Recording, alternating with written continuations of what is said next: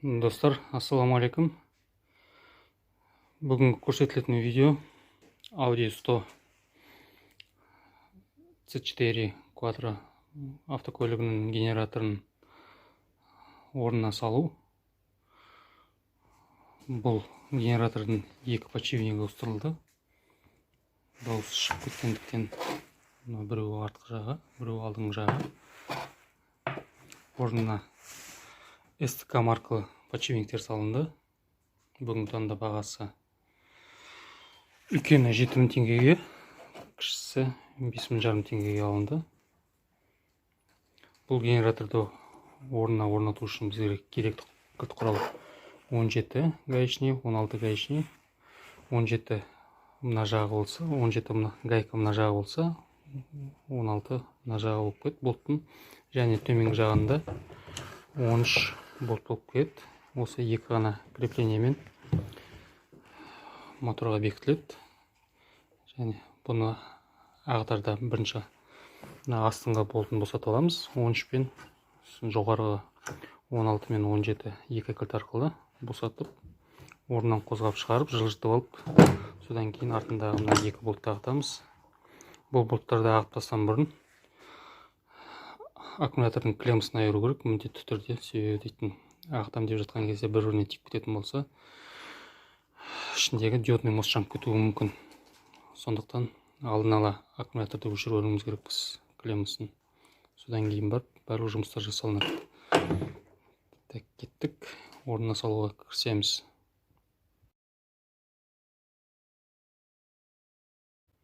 Генераторды орнына салу үшін бірінші мына үстіңгі жаңағы мен көрсетілген 16-17 гайкасы бар болтты ағытып аламыз да. Сосын бұның дейтін салу үшін төменгі жағынан апаруымыз керекпіз. Себебі үстіңгі жағынан дейтін патруктер бәрі кетерге болады, үстіңгі жағынан бармайды. Сондықтан астынан саламыз. Астынан дейтін ыңғайлап ыңғайын тауып өткізіп жіберу керек. Ана подушканың арасымен картердің арасынан мына жерде жіңішке патрук бар, радиатордан шығып тұрған сол аралықтан өткізіп ыңғайлап креплениелерін келтіріп саламыз. Бұны салу үшін алдын ала бірінші машинаның бір жағын көтеріңкі қойып қойған жақсы. Себебі дейтін астына сүйіп ыңғайсыз болады, жатып кіру. Менде яма бар, бірақ мен сіздерге дейтін осы видеоны әдейі ашық жерде далада ремонттаған жағдайда қалай жасауға болатынын көрсеткім келіп тұр. Яма болса өте жақсы болады. Орны мына аралықтан келеді. Бұл аралықта ағытқан кезде мына прямо провод мына катерге бекітіліп тұрады. Мына жерде кішкентай 8 қателеспесем гайкамен соны ағытып алып тастаймыз. Мына жерде масса подушкаға бекітілетін жер бар, екінші масса проводтарын соны ағытамыз. Бұның екеуі жаңа айтқан 13-ке және кішкентай 8-ге арналған екі провод осы генераторға бұрылатын. Және қалғанда қалың жгут провод бұл дейтін ар жағындағы статорға кетеді. Қазір ыңғайлы қойып алайын. Бір қолмен салып көруге тырысамын. Ыңғайыма келсе, демесе онда уақытша осы жерде тұра келетін бар, или жоғарғы жағына қойып.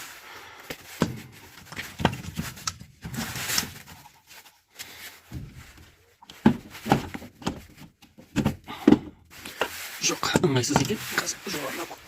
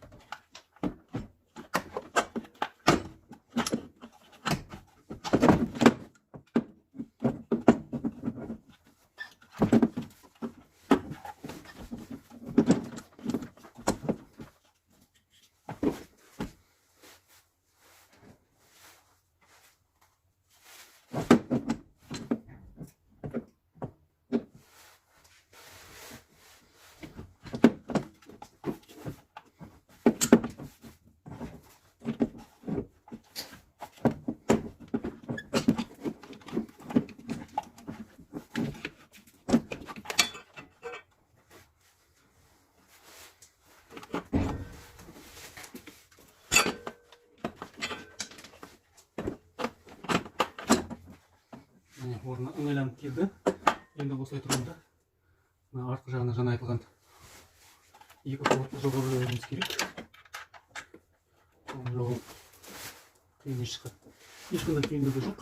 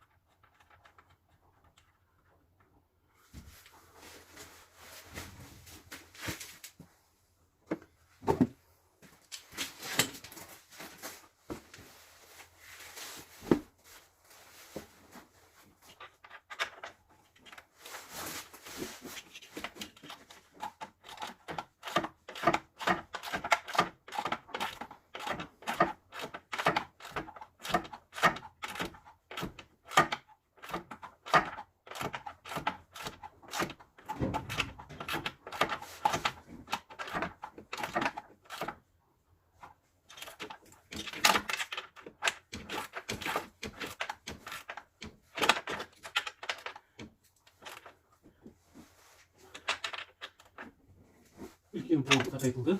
Енді келесі жіңішке 8. Жіңішке болыпты. 8 гайкамен орнына бұраймыз.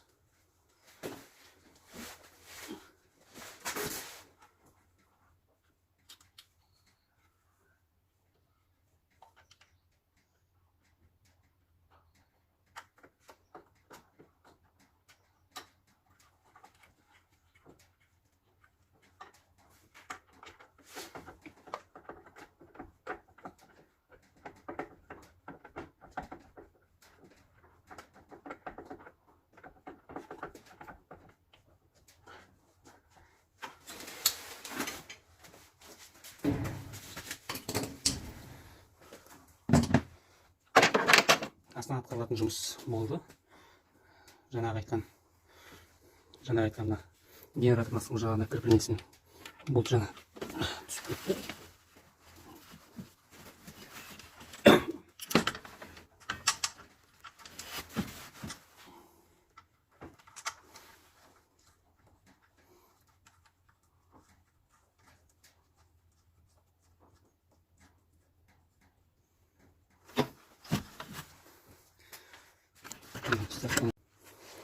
Байқаусызда айырылып кетті. Енді генераторды міне көріп тұрғанымыздай ана орынға мынаны бекітеміз. Үстіңгі жағы мына жерде болып кетті. Бұған осы жаңа ұзын болтымызды салып өткіземіз. Накреплениядан екінші басына өтіп ар жағы 17 гайкамен бұрылады.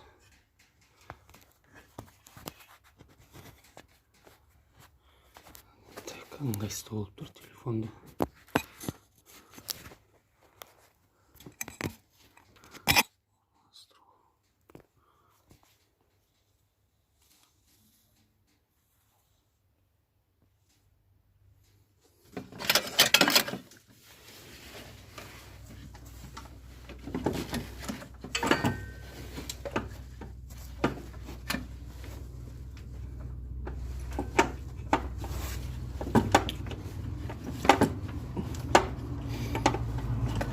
Аздап шайқап жіберіп үстіңгі креплениясын келтіреміз. Міне үстіңгі креплениясын болды. Жаңа айтқан міне осыны мына өткіземіз. Әлім шайқап жіберіп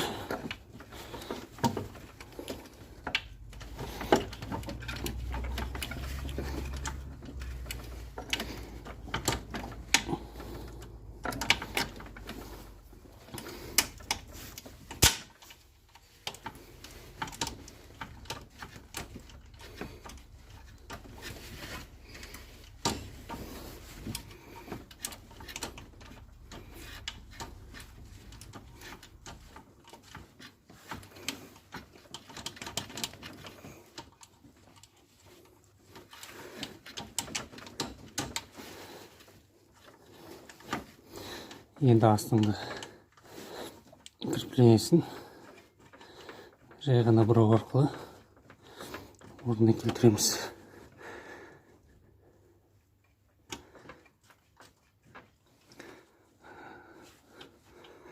Ілікті.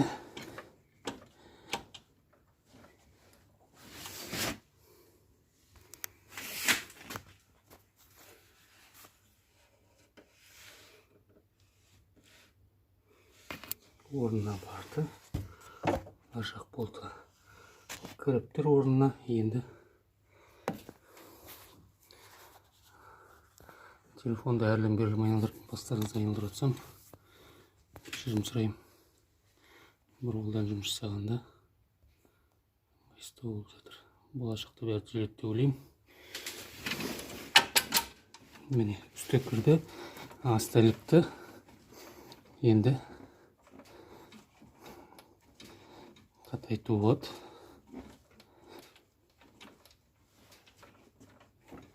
Қатайту үшін жаңа айтқанымда 17 гайка.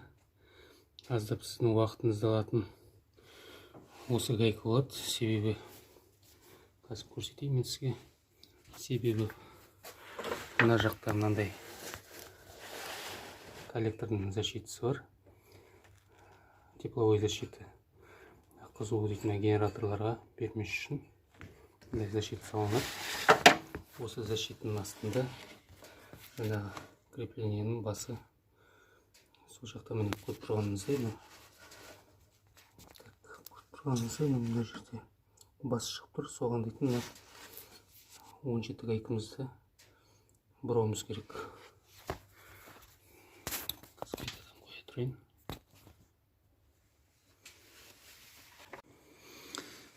Видео айырылып кетіпті. Жаңа жалғастырамыз. Жаңа айтқандай, мына 16 болтты, ар жағына 17 гайкасын іліктіріп, мына жердегі 13 болтты жаңа іліктірдік. Мына жағын 16 гайканы болтты ар жағын 17-сімен ұстаймыз да, бір жағын қатайтуға жасаймыз. Қатайту үшін жаңағы кірпеміз мен өзім ыңғайлы болсын.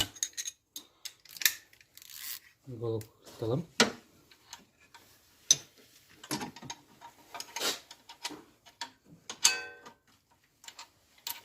В принципе, бұл жерде гаишниктен де бұрылай береді.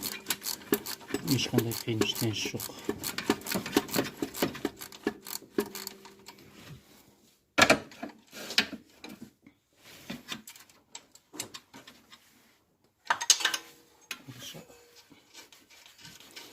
Ар жағы қолмен де бұралып жатыр. Гайкасы барынша қатайтып, ар жақта кірістейміз де.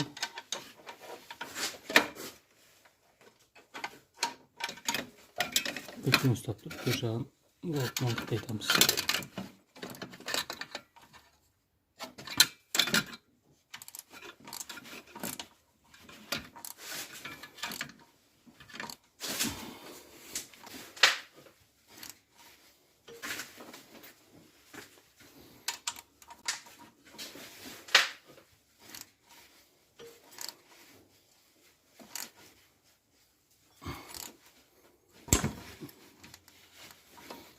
Мына жерде патрубка кедергі болады, аздап шамалы.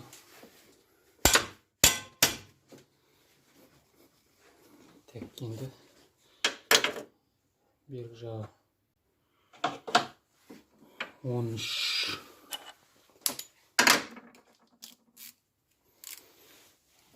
Оны да қолмен апарып көреміз барынша. Қолға келмейді екен.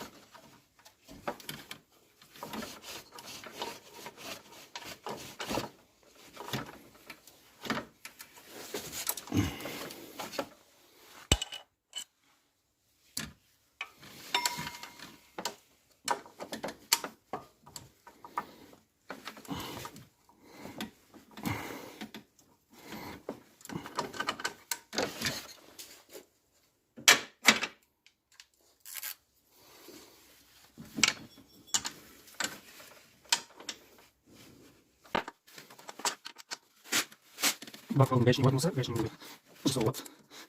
Менде долготлы болғандықтан долгын тартылып жатыр. Менде долготлы болғандықтан долгын тартылып жатыр. Ендігі баланы іліп шығамыз. Калем балға натяжительге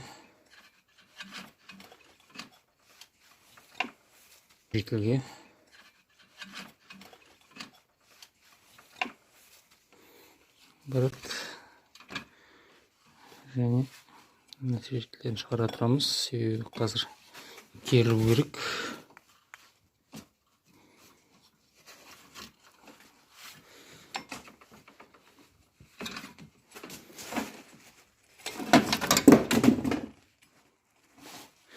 Міне осындай бағытта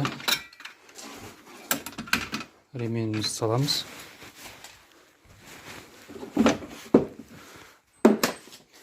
Ремень салып дайындағаннан кейін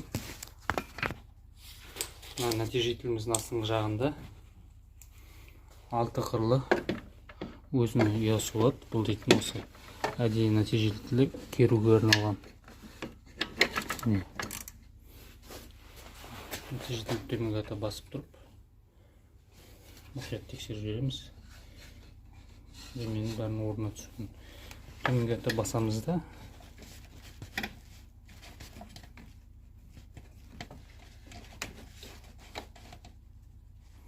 натяжитель керіп босатамыз. Ременіміз керілді.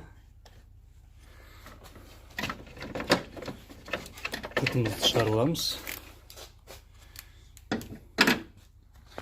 Міне осылай ременімізді тағамыз. Және мына жердегі жаңа астында айтылған болттарды тағамызды және мына жердегі клемманы керу орнына орнатамыз. Ар жағында машинаның қыздырып тексеру қылады.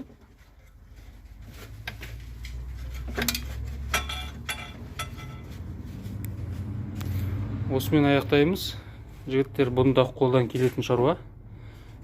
Әрбір азаматтың азғантай құрал арқылы ағытып түсіріп алып, апарып жөндетуге болады генераторды.